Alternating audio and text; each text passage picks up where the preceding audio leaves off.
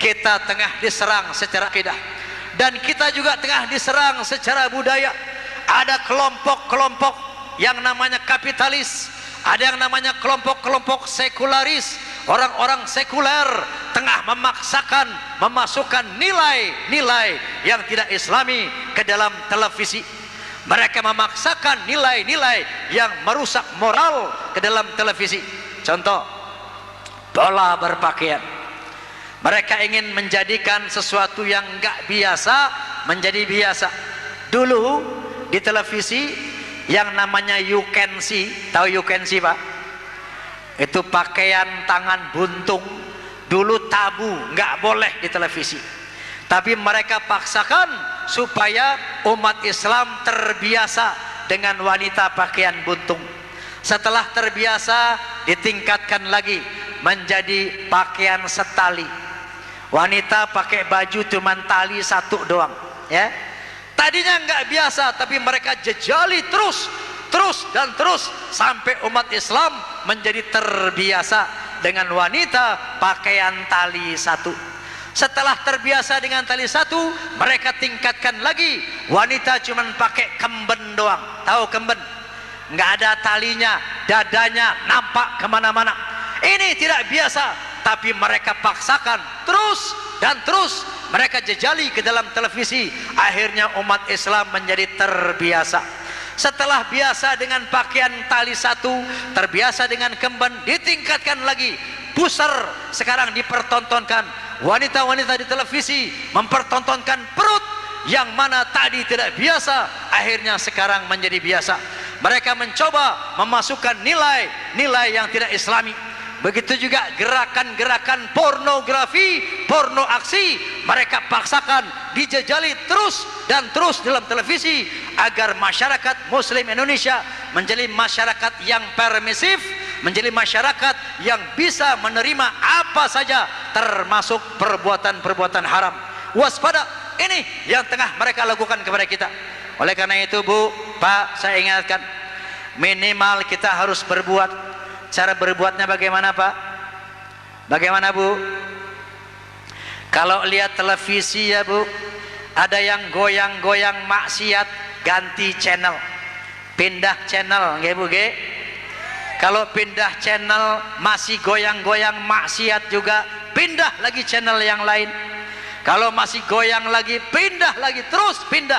Kalau sudah dipindahkan semua channel pada bergoyang maksiat, maka matikan itu televisi. Kalau sudah dimatikan masih goyang juga, buang itu televisi. Berarti televisi itu ada setannya. Dengan demikian, insya Allah yang namanya maksiat di televisi akan bangkrut. Kenapa mereka memutar itu? Karena kita umat Islam nonton. Karena umat Islam nonton, maka iklannya jadi banyak. Karena iklannya banyak, ratingnya jadi naik. Karena ratingnya naik, mereka suka memutar hal-hal yang maksiat. Seperti di RCTI ada yang namanya kelambu, berbagai macam kemaksiatan mereka pertontonkan di jam-jam 12 ke atas. Ada yang namanya bantal dan lain sebagainya. Ini kalau umat Islam yang merupakan mayoritas bangsa ini tidak nonton kemaksiatan di televisi, insya Allah iklannya akan berkurang, iklannya akan habis, ratingnya akan turun, lama-lama dia bangkrut dan tidak akan memutar kemaksiatan lagi. Amin Allahumma, amin Allahumma. Nyanyi, mau nyanyi? Oke.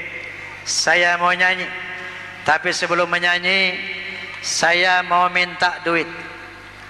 Bukan buat saya, ya. Nih, buat pembangunan pesantren. Sebagaimana tadi saya utarakan, nanti duduk dulu.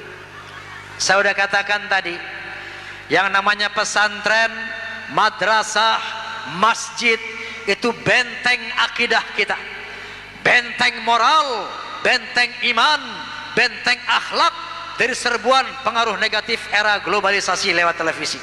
Nah, oleh karena itu tiap daerah, kalau perlu tiap kelurahan, umat Islam harus punya pesantren, umat Islam harus punya masjid, karena pesantren inilah benteng akidah kita, dari serbuan kristenisasi, dari serbuan moral yang buruk yang masuk lewat televisi.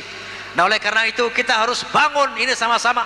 Bapak Kiai kita cuma memprakarsai saja. Tanpa dukungan kita umat Islam, mustahil pesantren ini bisa berdiri. Kenapa nggih? Kenapa nggih? Ini yang pertama. Dan yang kedua, kita infak ini sebagai keluar dari krisis ekonomi, sebagai terobosan. Saya mau tanya Pak, Bu, di era krisis ini ada nggak Bu dagang yang untungnya 100 kali lipat? Dagang apa? Nggak ada di zaman krisis dagang untung yang 100 kali lipat. Kenapa nggih? Sekarang mau saya tawarkan Bu, dagang yang untungnya 700 kali lipat. Mau Bu? Mau? Dagang dengan Allah. Caranya bagaimana? Infak fi sabilillah. Kata Allah Subhanahu wa taala, "Mathalul ladzina yunfiquna amwalahum fi sabilillah kamathali habbah ambatat sab'a sanabil fi kulli sumbulatin mi'atu habbah." Perumpamaan orang-orang yang berinfak di jalan Allah sama seperti sebuah biji yang menumbuhkan 7 tangkai, dan pada setiap tangkai tumbuh 100 biji. Artinya apa Pak, Bu? Orang yang berinfak di jalan Allah dijanjikan oleh Allah akan diganti, akan diberi keuntungan minimal 700 kali lipat. Percaya enggak? Yang enggak percaya kafir. Ini janji Allah, ini firman Allah Subhanahu wa ta'ala. Bahkan Allah menjanjikan lebih dari 700 kali lipat bagi siapa yang dikehendaki. Nah, oleh karena itu mari kita ambil kesempatan ini, mari kita bangun pesantren ini, mari kita bangun benteng akidah kita, benteng iman kita, benteng moral kita, sambil berinfak di jalan Allah agar rizki kita tambah makmur. Amin Allahumma. Nah, mari coba diedarkan itu ya. Mari ambil kesempatan ini sambil sama-sama kita baca salawat. Mudah-mudahan dengan pembacaan salawat nanti di akhirat kita mendapat syafaat dari Rasulullah sallallahu alaihi wasallam.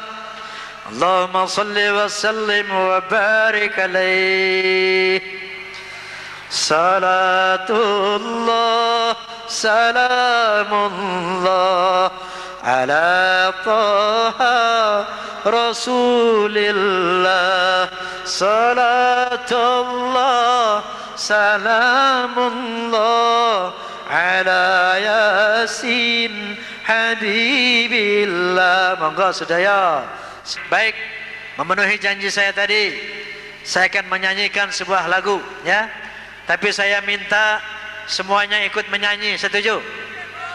Setuju? Semuanya ikut nyanyi, oke? Oke. Terima kasih. Nih lihat, di kiri kanan saya ada yang namanya loudspeaker, pengeras suara, disebut juga sound system, sistem suara, terdiri dari 3-way system, 3 jalur suara. Yang pertama namanya bass range, suara bass. Yang kedua mid range, suara tengah. Yang ketiga high range, suara tinggi. Suara bass diwakili oleh laki-laki, bapak-bapak, cowok ya. Cowok siap? Cowok siap? Oke. Yang kedua mid range, suara tengah, diwakili oleh ibu-ibu, cewek ya. Ibu siap Bu? Siap Bu? Siap. Oke, yang ketiga high range, suara tinggi, diwakili oleh cah cilik, anak-anak nih, anak-anak kecil. Anak-anak siap? Anak-anak siap? Siap. Oke, anak-anak diam dulu, wanita diam dulu. Sekarang saya mau tes suara bass, bapak-bapak ya. Semua cowok ikut saya ambil suara.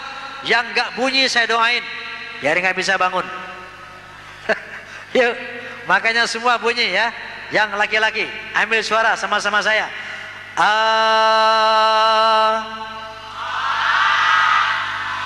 Itu namanya suara bass ya. Sekarang perempuan, cewek ya, mulai dari gadis sampai nenek-nenek, semua ikut saya ambil suara. Kalau ada gadis yang nggak bunyi, saya doain jodohnya jauh. Makanya nyanyi, berapa susahnya nyanyi ya. Yang sudah punya suami nggak mau nyanyi, saya doain suamimu kawin lagi. Makanya nyanyi. Nenek-nenek juga mesti nyanyi. Kalau nggak nyanyi, saya doain nggak bisa kentut 3 bulan. Yuk, semua perempuan ambil suara, semuanya.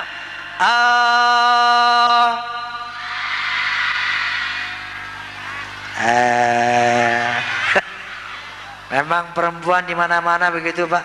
Memble. Oke, sekarang suara tinggi, high range. Anak-anak, ya. Anak-anak, yuk. Di bawah 17 tahun bunyi. Yang nggak bunyi, gue sunatin 2 kali. Ayo. Ayo. Oke.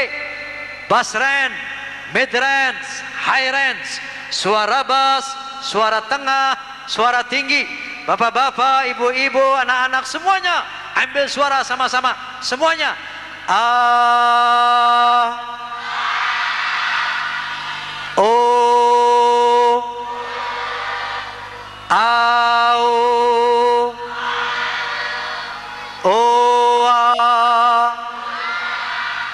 Persis taman kanak-kanak ini. Oke, kita sudah ambil suara. Selanjutnya kita latihan kur. Latihan apa? Latihan kur. Kurnya ada 2 macam. Ada berapa, Bu? Ada 2 macam. Yang pertama namanya wirid hey. Apa? Wirid hey. Caranya begini, lihat. Kalau tangan saya jatuh bunyi hey. Gampang kan? Tangan saya jatuh bunyi hey. Gampang kan? Bisa? Coba semuanya. Iya. Kurang keras, kurang kompak.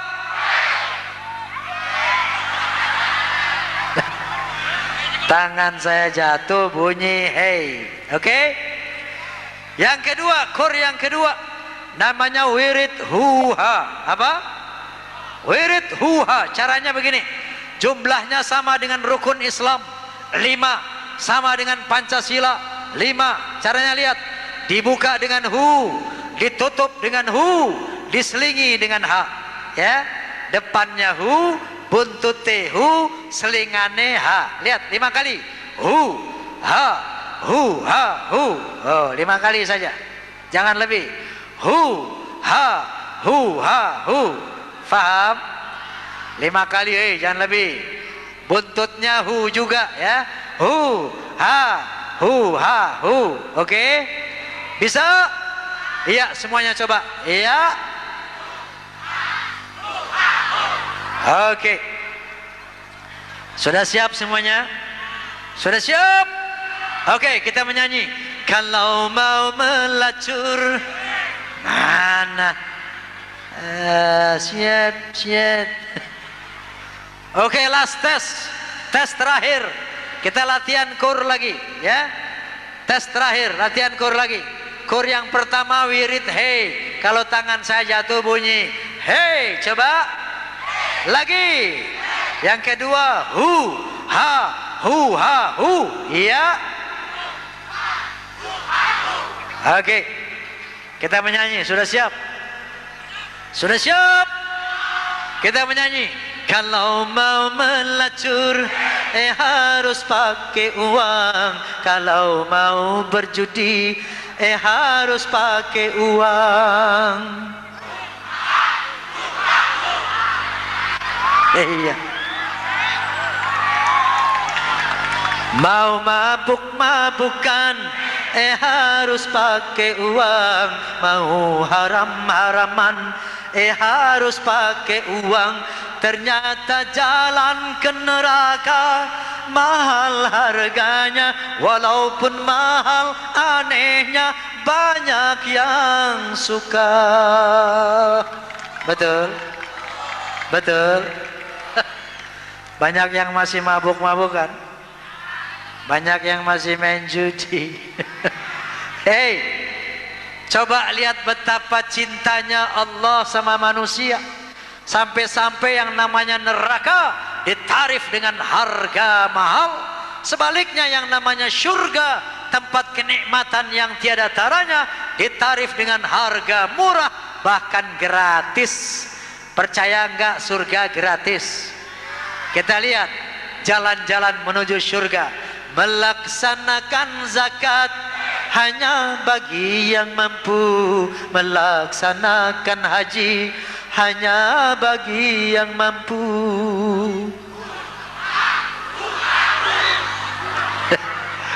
Mengerjakan sembahyang tidak usah membayar, mengerjakan puasa tidak usah membayar. Ternyata jalan yang ke surga murah harganya, walaupun murah anehnya banyak yang ogah.